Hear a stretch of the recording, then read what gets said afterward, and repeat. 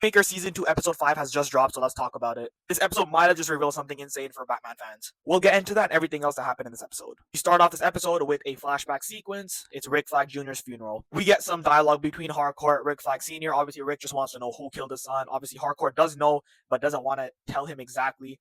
The conversation is back and forth. They mention a whole bunch of stuff from the events of the 2021 Suicide Squad film. But we end off this scene with Harcourt telling Rick that the person who did kill Rick Flag Jr. will pay. Of course, we do know the person that did do this is, of course, Peacemaker. Is Harcourt really on Team Peacemaker? She's doing everything for herself. We'll find out. We then pick back up in the present time. Peacemaker and Harcourt do meet up after the ending of the last episode. All of Team Argus is there as well, Rick Flag Sr. included. During this conversation, Peacemaker is basically asking Harcourt if he meant anything to her, and she instantly lets him know that he has no impact in her life, which is kind of hypocritical because she did kind of warn him on his way here that Argus was secretly going to plan this ambush on him. Harcourt being Harcourt, she's going to not show her emotions and true feelings. She basically shuts him down and says, "No, you meant nothing to me. Everything that we did was regretful. I hate it. I wish we never did it." Chris, finally hearing what he needs to hear, realizes he does not need this bullshit anymore. So of course, Peacemaker now needs to get out of this situation because Argus is all here and they're going to take him down. Langston and him have a quick, brief conversation, and obviously it's hilarious. And then we got the craziest reveal in this episode. Batman fans, you guys are going to be happy because we find out that Sasha Bordeaux is a cyborg.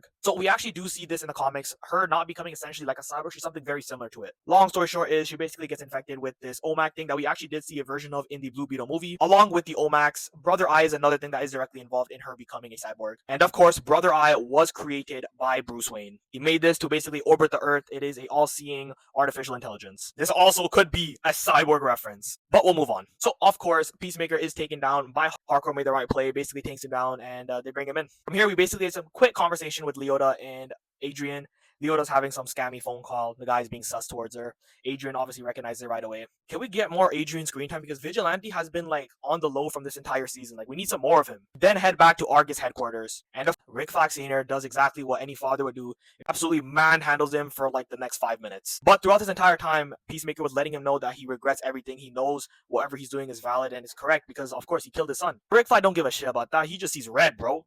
Animals and Harcourt kind of try and talk and figure things out about what they can do to get Peacemaker out of the situation. Harcourt comes up with the idea to book him in for the crime that he's being charged for, and this will basically get the police obviously on their way to Argus. Obviously, Argus does not want any part of that. Peacemaker's also pretty battered and bloodied after Rick Flag Sr.'s beating, so it looked pretty sus seeing the guy that just got booked in being absolutely demolished. We then pick up with this douchebag Red Saint Wild trying to actively kill Eagly. This man poisoned a rat so that Eagly would eat it.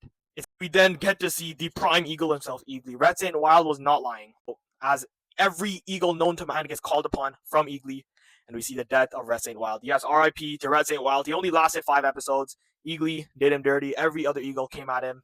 Rest in peace. Since he was booked in, Peacemaker is now able to leave Argus, and he basically heads back to his cabin with Leota and Adrian. But we also find out Judo Master was actually following him all the way to his house. So on the ride back, we got Adrian, Leota, and Peacemaker. They have some bit of banter, and for some reason now, Adrian wants them to ask him about manta ray facts.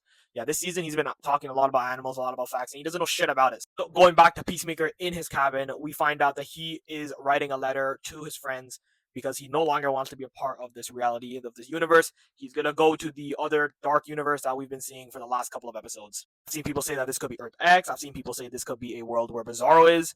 A lot of theories going around. Goes in there with no thoughts of coming back because he's going to close the door on himself. And then we got Judo Master, who's been following him this entire time, catches up with him. And yeah, he basically goes into the QEC as well. Adebayo gets a text from Peacemaker saying, "I'll see you soon." She thinks something of it and heads back to the cabin, where she finds Peacemaker's note, obviously saying he no longer wants to be here.